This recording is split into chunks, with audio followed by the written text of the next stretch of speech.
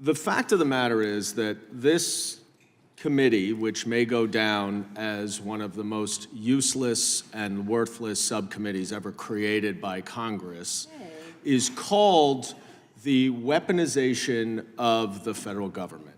And the reason we all know now that this was created and stood up is that the Republicans are trying to flip the script and to distract from the fact that the true weaponization of the federal government with evidence and facts and support was done by Donald Trump and his administration and will be done by Donald Trump and any future administration. What we should be focusing on is Chairman Jordan abusing the power of his committee in the Congress to subpoena state prosecutors in an effort to undermine their prosecutions of his revered friend, Donald Trump. That is no place for Congress to be, no place for the committee to be. That is a true weaponization of the federal government. Now, this also goes back to 2016 and the fact that Special Counsel Robert Mueller, the unanimous opinion of the intelligence community, pretty much everyone who looked at this concluded that Russia used false information on social media to interfere in our 2016 election.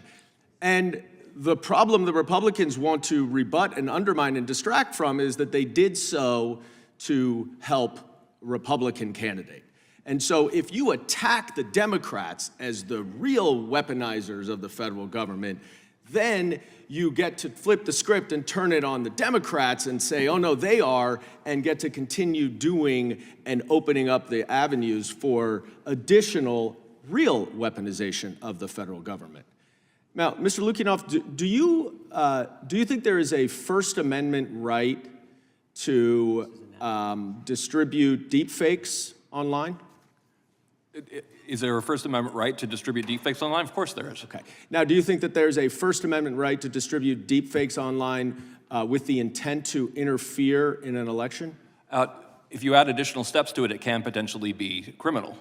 Sure, but to create them and distribute them. I'm not even going to waste our time getting into this because what you have just highlighted and agreed to is that this is a very difficult issue.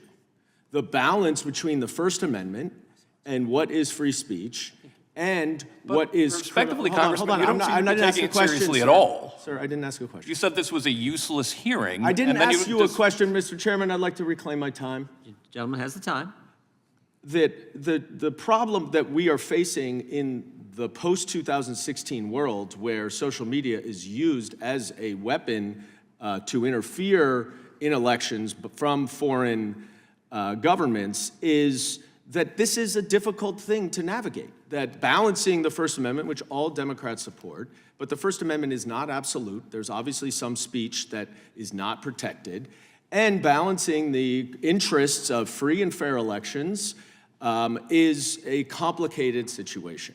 What is not complicated is, and by the way, this has been the theme of this committee for the whole year. I believe the committee has interviewed more than 30 witnesses, and every single witness behind closed doors has said that the government has never coerced, pressured, or threatened any social media company into taking any action.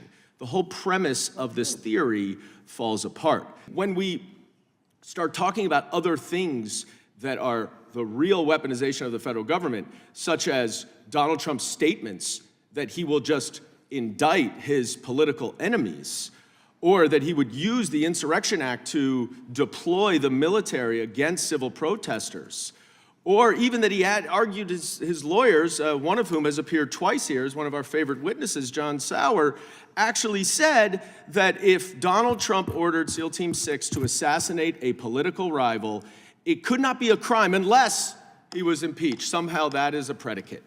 The fact of the matter is the true weaponization The threat of weaponization is from Donald Trump and the Republicans, and we ought to move on from this charade. I yield back. Gentleman yields back. Gentlelady from Florida is recognized.